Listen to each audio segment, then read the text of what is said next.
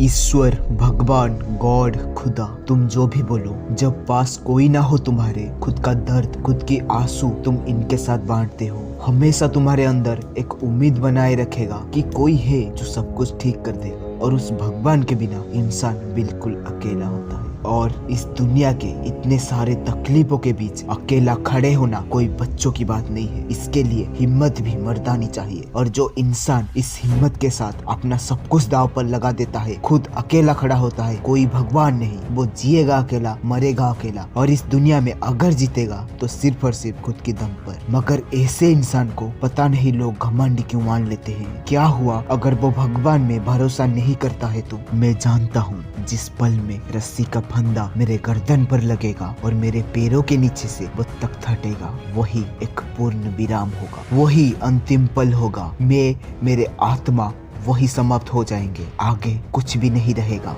एक छोटी सी गूंजती हुई जिंदगी जिसकी कोई भी ऐसी गौरवशाली परिणति नहीं होगी, वो अपने में स्वयं एक पुरस्कार होगी। इस दुनिया को बदलने के लिए ऐसा इंसान बिल्कुल भी नहीं चाहिए जो अपना सब कुछ भगवान के चरण में समर्पित कर देते हैं। लोगों को ये समझना ही होगा कि मानवता से बड़ा कोई धर्म ही नहीं। जिस दिन लोगों को ये बात समझ आ जाएगा, उसी दिन से एक नया दौर शुरू होगा, जिसकी वजह से लोग ये मान कर नहीं बैठ जाएंगे कि जो कुछ भी हो रहा है वो सब हमारे नसीब में ही लिखा है। वो अत्याचार के सामने हिम्मत से खड़े होंगे, वो खुद की भाग्य खुद बदलेंगे। क्या आज के पीढ़ी के अंदर वो हिम्मत है ऐसे रास्ते पर चलने के लिए, जिस रास्ते पर हर पल उन्हें दुख मिलेगा, कष्ट मिलेगा, और सबसे बड़ी चीज, वो दुख, वो कष्ट को बांटने वाला कोई भी नहीं होगा, मगर आखिर में उनकी जिंदगी को एक मायने मिल जाएगा। वो खुद सब कुछ सह कर इस दुनिया की बदलाव के कारण बनेंगे। जो इंसान खुद पर भरोसा रखता है, उसके भरोसा को हर बार क्यों घमंड का रूप दिया जाता है? जो इंसान भगवान पर सवाल उठाता है, उसे अधर्मी क्यों बोला जाता है? इस दुनिया में तुम जब तक खुद का मत नहीं रखोगे, तब तक तुम्हें किसी और के इशारे से चलना ही होगा। जब कोई खुद को नास्तिक बोलता है, क्यों तुम उसे समझने की कोशिश नहीं करते हो? जब कोई इंसान एक पक्का नास्तिक होता है, उसे खुद के अलावा और किसी से भी उम्मीद नहीं होता। और इसी बात को भगत सिंह प्रूव करने के लिए खुद फांसी हो गए, मगर उस दर्द में एक बार भी भगवान को याद नहीं किए। और मौत के सामने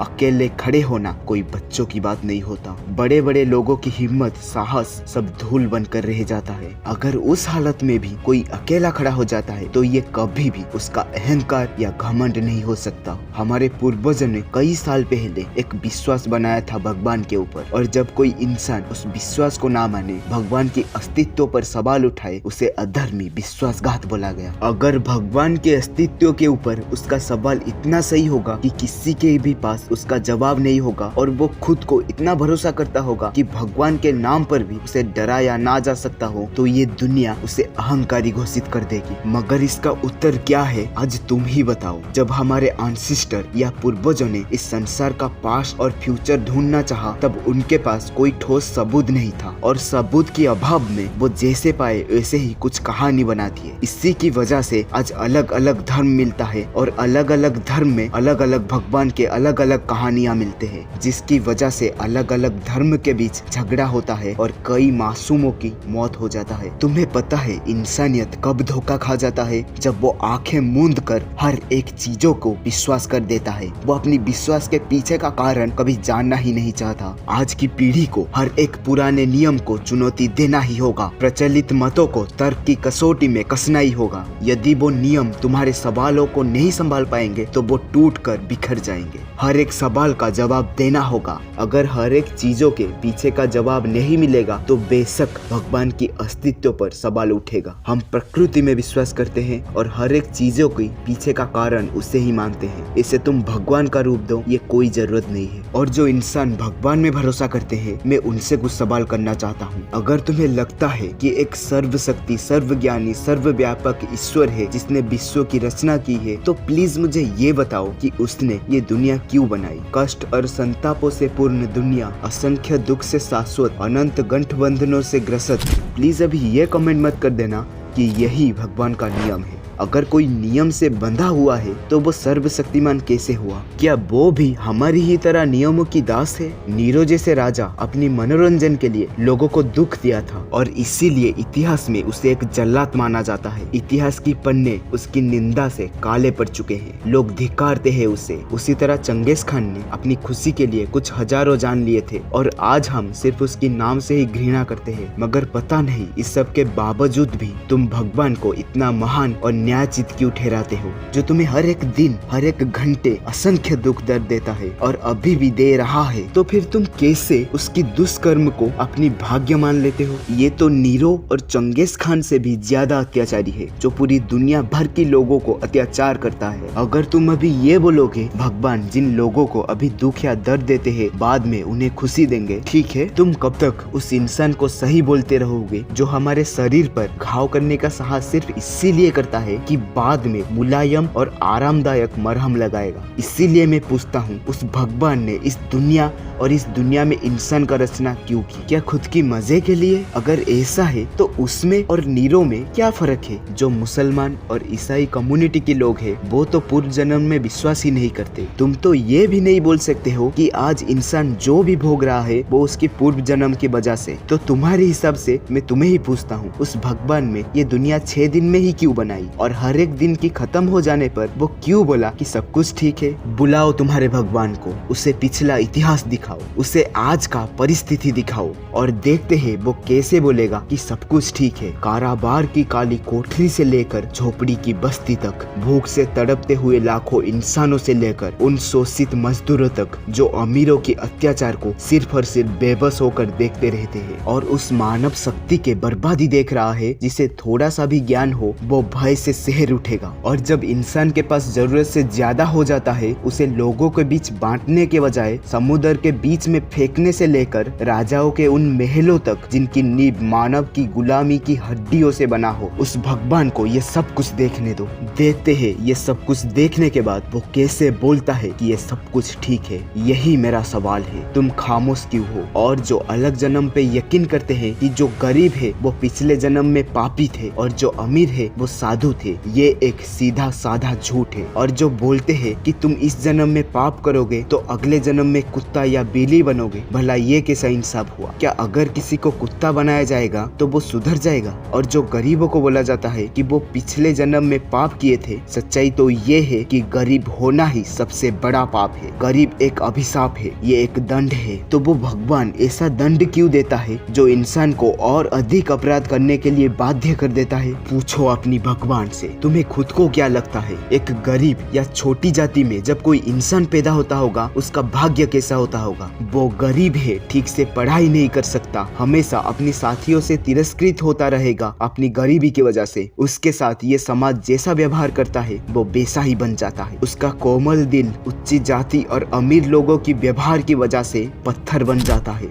अगर वो नीच जाति या गरीब कोई पाप करेगा तो इसका दंड देने का अधिकार किसको है? भगवान को या अमीर या उच्च जाति को? और फिर उन लोगों का क्या जो ब्राह्मणों ने हमेशा लोगों को अज्ञानी बनाए रखा और जिनको तुम्हारे ज्ञान की पुस्तकों और वेदों की कुछ वाक्य सुन लेने के कारण कान में पिघले हुए शीशे की दर्द सहन करने की सजा भुगतना पड़ा? अगर वो कुछ अपराध करते हैं तो उसका जिम्मेदार कौन होगा और उनका दंड कौन सहेगा, कौन देगा? मेरे प्यारे दोस्तों, तुम जो पुराने नियम को पालते हो ये सिर्फ और सिर्फ लोगों ने अपनी सुविधा के लिए ही बनाया था ताकि अमीर और अमीर होते जाए, गरीब और गरीबी में जिए। और जब कोई छोटे जाति का इंसान आगे बढ़ना भी चाहे, उसके अंदर वो पोटेंशियल भी हो आगे बढ़ने के लिए, ये समाज अपनी बनाई हुई नियम से उसे बांध कर रख देता है। मैं पूछता हूँ, तुम्हारे भगवान हर वो इंसान को उस पल क्यों नहीं रोकते हैं जब वो अत्याचार करता है? अगर वो सबसे ताकतवर है तो ये चीज तो वो बहुत ही आसानी से कर सकते हैं। उसने लड़ाकू राजाओं को क्यों नहीं रोका युद्ध करने से, जिसकी वजह से ना जाने कितने मासूमों चले गए? उसने वर्ल्ड वॉर को क्यों नहीं रोका? जापान में आटम बम पड़ने से क्यों नहीं रोका? उसने ब्रिटिश गवर्नमेंट के दिमाग में ये बात क्यों नहीं घुसाए कि भारत को आजाद कर दो?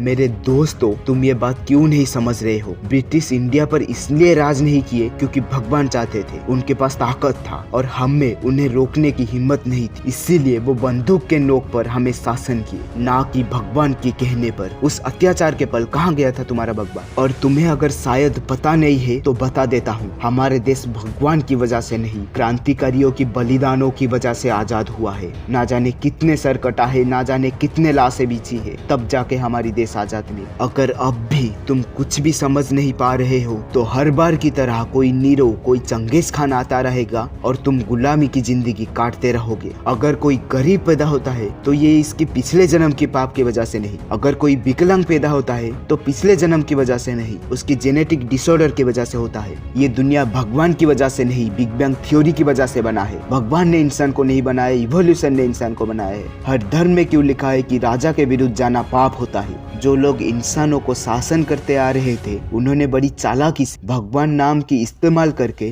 बरसों बरसों तक शासन किए। भगवान को लोगों की मसीहा की तरह बनाया गया था ताकि जब दुख, दर्द, कष्ट, पीड़ा में तुम बिल्कुल अकेले पड़ जाओगे, तुम्हारे पास कोई हो जिसके साथ तुम ये सब बांट सको, कोई हो जिसके ऊपर तुम भरोसा कर सको। मगर वक्त के साथ भगवान का गलत इस्तेमाल किया गया। हर धर्म में लोगों को भगवान के नाम से डराया गया। तुम कोई मासूम बच्चा नहीं हो, तुम्हारे सामने हर एक सच्चाई पानी की तरह बड़ा है। जब अन्याय, अत्याचार तुम्हारे सामने है, तब उसका सामना हिम्मत से खड़ा होकर करो। कोई भगवान तुम्हें बचाने के लिए नहीं आएगा। और अगर गरीबी के मार से निकलना है तो खुद अपना खून पसीना एक कर दो, क्योंकि चाहे तुम कितना भी भगवान को पुकार लो, कुछ भी बदलने वाला नहीं होगा। सवाल ये नहीं है कि भगवान है या नहीं। इस वीडियो में मैंने जो भी बातें बताया है वो भगत सिंह की किताब why I am an atheist के रेफरेंस से बोला है। बहुत बार इंसान ये भूल जाता है कि वो अगर जोर लगाएगा तो पत्थर को भी पानी बना सकता है। मगर अफसोस, कुछ इंसान अपनी भाग्य को और भगवान को हमेशा दोष देते रहते हैं। मेरा ये एक छोटा सा प्रयास था